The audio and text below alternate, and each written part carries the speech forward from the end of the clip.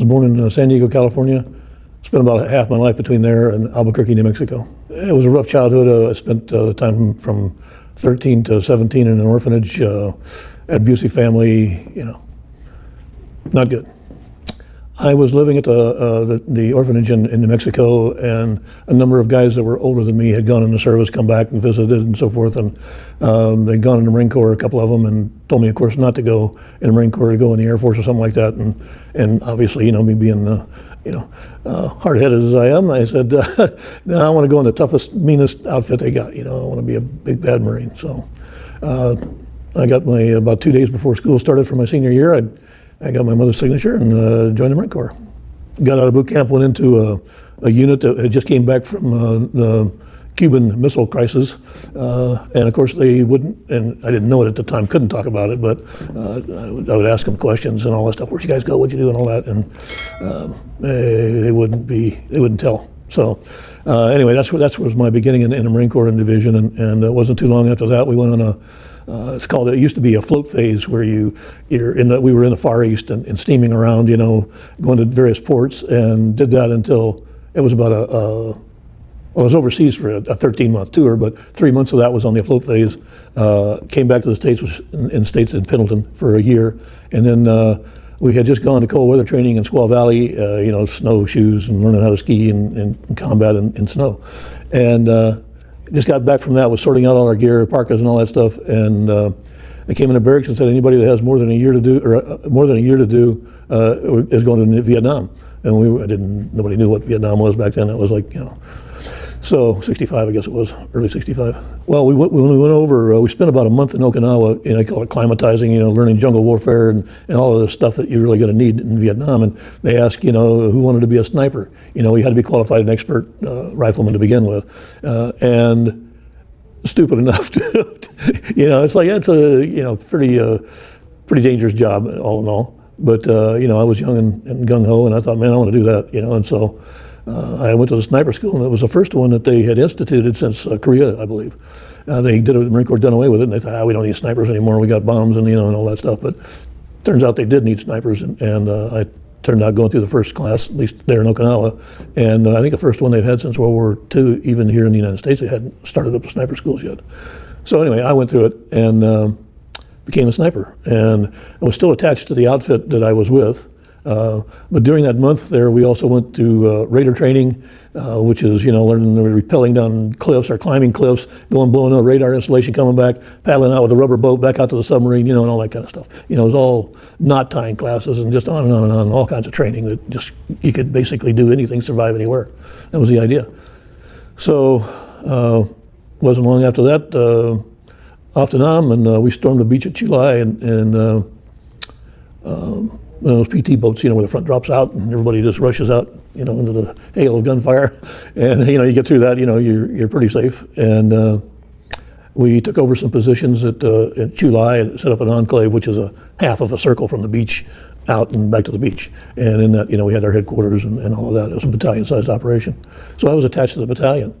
In those days, it was scout sniper, and what we would do is we'd go out on reconnaissance missions, and we'd find out where the enemy is, and not to engage them because it's a reconnaissance mission. You're not armed for that. You're not into that. You're trying to snooping and pooping and hiding and camouflage and all that stuff. You're just you don't want anybody to know you're out there. And so but you're observing and you're watching to see where their positions are, and you're marking them down. You got a little pencil and paper. In those days, we didn't have computers or any of that shit, so we put it all down on paper and we'd do our little mission, and we'd come back to base and try to get back through the lines without getting wasted. We had passwords and all that crap, to get back through the lines, and you had to know where to go because we had a booby trapped and landmines and bouncing betties and all that stuff, and comm wire, or not comm wire, but Constantine wire all around it, and so it was pretty well protected. And to get inside that line would have been extremely difficult because it was also covered with they call it interlapping and overlocking bands of grazing fire. In other words, everybody has an area that they are responsible for when they're in their position, and they fire that line. They cover that area if there's under attack, and the guy next to him does the same thing. So it creates this overlapping fire all the way down the line, and it's also interlocking. So anywhere from about 100 yards out, and nothing is going to get through that. Probably not even a mosquito, So that's what the outfit before us had done. They had fired their FBL for apparent reason. Anyway, so that's what it was like. We just stayed there, did our thing, run patrols in the daytime. A lot of times we would take combat patrols out where we were armed to the teeth and looking for somebody to get in a fight with. We were out in like on our first patrol operation, Starlight, and we're bopping along, and he steps on a landmine, and it was one of those that don't go off right away. You can hear them click, and there was actually I guess it was anti-personnel, it could have been anti-tank mine, but bottom line is he knew that when he stepped on it, what was going to happen next. And a lot of them are on timers so that they go off a few seconds after, like a grenade, you can pull the pin and let the spoon fly, and you got about 4 seconds supposedly until it actually explodes. There's a delayed fuse in them. And that's kind of the way this mine was. And he told us all to get back and get down, and which we did, and basically saved our lives, but just blew him all to hell. It was,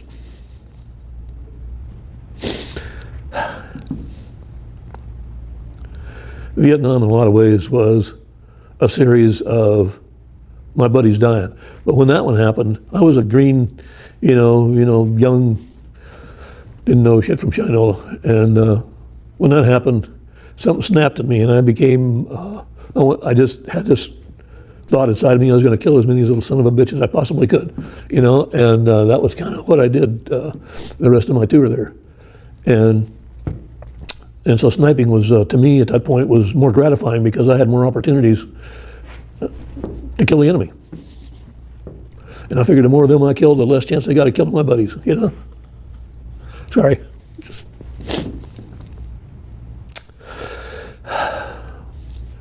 We had a couple of, I'd say, I don't know, typical, but they were missions that I was on. You go out in pairs. You're never alone in the Marine Corps ever. I don't care if you go into the head. You take your buddy with you. He literally watches your ass. Sorry, but I don't know if this gets edited or not. But hey, you didn't never go anywhere without a buddy. Never. And there's a good reason for that. Especially if you're in a jungle environment like we were in. Then the enemy looks for any opportunity to kill you. So we would go out they sent us out on this one mission where this guy comes up in his soapbox in the afternoon about 3 o'clock or whatever it was, and he gets up on his little soapbox preaching his communist BS to the people in the village, and our job was to take his ass out. And we went and set up on a hill, early in the morning before the sun ever came up, and took a fire team to guard our rear, and he and I would take turns on the binoculars, because after a while those really powerful binoculars are great for seeing, but after a while your eyeballs are ready to fall out. You got to take a break. And so we would, as the day wore on, we would keep adjusting our weapons for windage and sunlight and all those things affect the strike of the bullet. So we would keep our dope. We called it our dope on your rifle. It's the windage and elevation that you put on it to make the shot land where you want it to. So we would do that all day long until this guy came out, and then whoever happened to be on the rifle at the time would take the shot. And he'd be on the ground before the sound ever got there, So that was one kind of mission we had. Others were like Overwatch.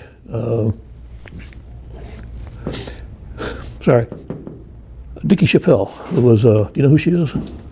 Dickie Chappelle was a female reporter. She landed with Marines when they landed in Iwo Jima, and war correspondent. And just what an incredible woman. Tough as nails, man. Would sit around the fire at night. She'd tell these stories, man. It was like her language was worse than the Marines, and I didn't think that was possible. But it was like she was a trip. Man, I love that gal. And she was with us for about a week, and we were out on this operation, and somebody in front of her tripped a tripwire, and this pineapple grenade. They call them pineapples in World War II, ones that have big chunks on the sides. So they call them pineapple because they look like one. Anyway, they tripped this wire, and this thing went off, and a chunk of the shrapnel cut her throat, and she died right there in the fucking rice paddies in Vietnam. Sorry about the language, but it just had a lot of shit like that happen. It was miserable. Bottom line, it was hell. We were at our base camp in Chuai early in the morning, 7 o'clock or so. We were up grabbing chow, whatever, and milling around, and we get this call that a helicopter's been downed, and not too far from our position, a few clicks. And we have to go out, we're going to go out and guard this chopper because there were some other Marines on board, squad size, I guess, or whatever. So they bring in a number of choppers and haul our company out there, which, it's our company. And when we start to land, we can't land because we're taking incoming fire. And they just kind of flew over, and we jumped out the door and into rice paddies, and there we were in the middle of this whole mess. And we didn't know this at the time, and I don't know story-wise how to tell it, except that we stumbled into a VC headquarters. They were starting to amass. They had a couple of battalions, from what I understand, of battalions there that they were going to mass and assault us in July and try to overrun us. Well, when we went out to guard this down chopper, we set up a perimeter around it, and the rice paddies were in that area were uneven. They were like tiered. I'm sure that you've seen pictures of them, but you have a berm up on one of them that keeps the water from it running down into the next one. So that's how they're separated. And so we wound up in this one that was kind of in a low area where this chopper was, and where the Marines, what was left of them, that's where we wound up. So we called in airstrikes all day long. We called in naval gunfire, on artillery, everything we could think of to bring to bear on these guys, and they were still just, we were in a shitstorm. There's no other way to put it, man. They used ACAC guns on us. They had 50 calibers. They had everything you could think of. And we were way, way outnumbered. We didn't know that at the time. We just knew we were in the middle of a terrible fight. And so we kept shooting. And my rifle, I had an M1 Garand, was my sniper rifle, and I only had a limited amount of ammunition.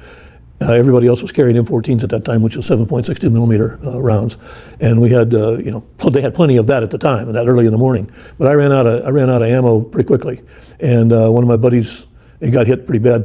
Got hit up here in the shoulder, both shoulders actually, and another one through here. And he drug his ass off the line and put him back in there. We had a little CP, which is the command post. It's the center of the perimeter that we had. That's where the captain and everybody, is hanging. Radio men and all that stuff is there. The combatants, all of us, are up on the line, and they pulled him off, and I gave him my rifle because I was out of ammo anyway, and I took his. And so I had something to fight with at least, and we spent all day long doing that and taking incoming fire, and they would mortar the shit out of us, and then they would physically assault us, and then they'd mortar the crap out, and they'd physically assault us, and this went on all day and into the night. And I don't know, it must have been about 1, 2 o'clock in the morning. I was laying kind of like this, kind of laying back, trying to grab some Z's, and my buddy's on watch, and he's like from maybe here to that planter, and you hear the thump, which is like a mortar round. When they go off, they make this thump sound, and it's like they ignite. They have a rocket propelled, and they go up, way the hell up in the air, and they come back down. Well, you've got about, I don't know how many, probably 8 seconds or less, but from the time you hear that to the time it's back down on you, exploding. So I heard that, and I knew they were at it again, and so I grabbed my rifle and went over to get down flat. And as I did, the round hit on my buddy's position, and I got hit in the right elbow from shrapnel, and also I didn't know it at the time. I didn't realize it at the time that the concussion from it had like picked me up and thrown me forward, and all I know is I was buried. I didn't know if I was alive. I didn't know if I was dead. I couldn't hear anything. I couldn't see anything. Couldn't feel anything. From the concussion of that thing, just numbed all my senses. And I thought, I didn't know. I really thought I was dead for a second. I thought maybe I'm dead. I don't know. So I laid there, but something in my brain or wherever kicked in and said, the next thing's going to happen here. They're going to assault us.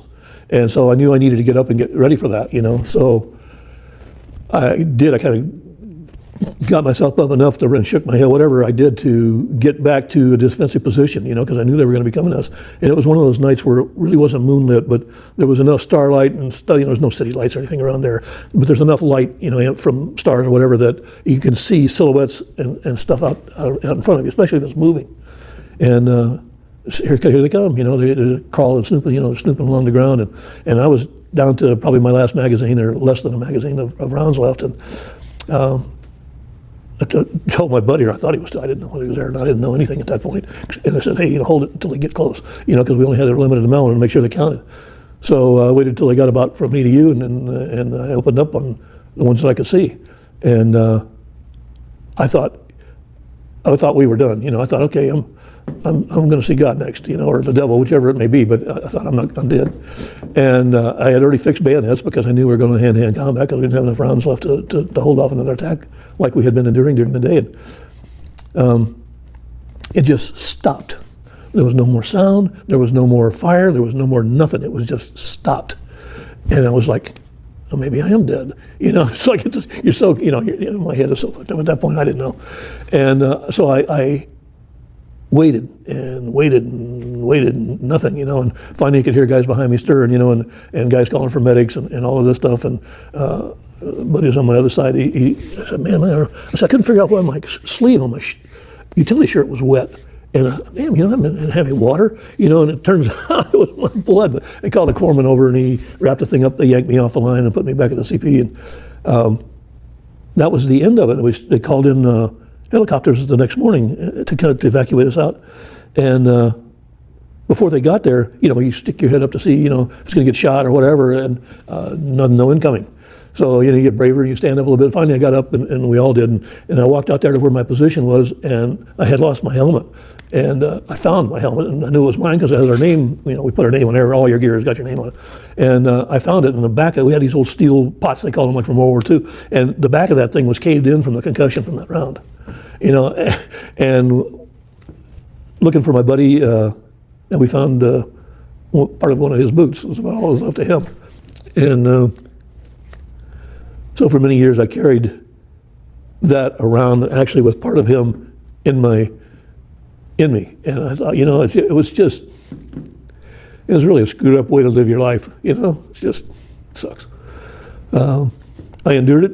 I have no idea how, except for a lot of people that loved me, cared about me, and helped me through it, you know. And here I am today, crying about it. You know, I'd kind of given up hope at that point that I'd ever see my homeland again. It just didn't seem possible. You know, there was still, the enemy was still out there. Just because I got wounded, I got evac out to the hospital, shipped to Repose, and I was on board that for actually a few weeks. They steamed down to the Philippines to refuel, and the damn thing broke down. And so we were there for about 2 weeks. Only supposed to be there a day. Anyway, I just didn't think, I didn't think after that. I thought, well, I still got to go back to combat zone. We could get mortared, you know, who knows, you know, what can happen. I just, you know, I just didn't think I was going to make it back. We'd kind of just given it up. Figure we're done. Well, we took a chopper from Chu Lai to Da Nang. That was about 50 miles north of us. And from Da Nang, we got on the C-130, and that flew us to Okinawa. And from Okinawa, we flew on Japan Airlines, I think it was, or one of the Asian airlines. And they took us to Tokyo. And then we swapped stewardesses, got American stewardesses, you know, they called them stewardesses in those days. And we flew back to El Toro Marine Corps Air Station. And we were like, Americans, women, you know, we were like freaked out, man. It's like, yeah, we were in heaven, so we kind of forgot all of our troubles, you know, for the moment. But we landed at El Toro. They checked our sea bags, gave us a bunch of shots, and before the sun rose that morning, I was up in LAX. About 10 of us had gotten in this great big old Cadillac or whatever it was, taxi, and split the fare and got up to LAX, and we're all still in a green, our dress uniform, and a car backfired, and every one of us, man, we hit the deck. We're laying there in a damn gutter at LAX, and then you get up and you look around and shit, you know. And that's kind of the way that it was, you know. Got some crap from some people on my way to my flight, and you know, and did the smart thing, which was not engage them. I really wanted to just pop them in the mouth and say, shut up, you know. But, you know, the difference between the Vietnam era vet and one of the big ones and the World War II guys, they all did the same thing combat-wise, and they all had the same, I think, mentality. But the difference is that when they came back, they came back on ships. They had about a month or 3 weeks or whatever it was coming back from Germany or whatever theater they were in, that they were with their buddies and the guys they went over and fought with, and they had the chance to debrief and talk about, you know, their experiences and move through some of that stuff with people that actually understood what the hell they'd been through. Vietnam wasn't like that. I came back by myself, you know, along with a bunch of other guys that I didn't know. You know, they just happened to be rotating back at that time from various parts. Some of them were in Saigon. They were all over Vietnam. We had hundreds of thousands of troops there at that time. And, you know, I came back, you know, with nobody really to talk to about it or share about it, and nobody in the States understood it. They just didn't understand what it was like to kill people. It's not a good thing. I think that being a sniper was probably the proudest thing I did. Saved a lot of lives, kept a lot of my buddies alive. I couldn't save them all, and I wrestled with that for many, many years. I had to at some point acknowledge the fact that you can't save them all. It's not possible for one guy to do that. You know, as bad as I hated to admit it, and still hate to, but it's a fact.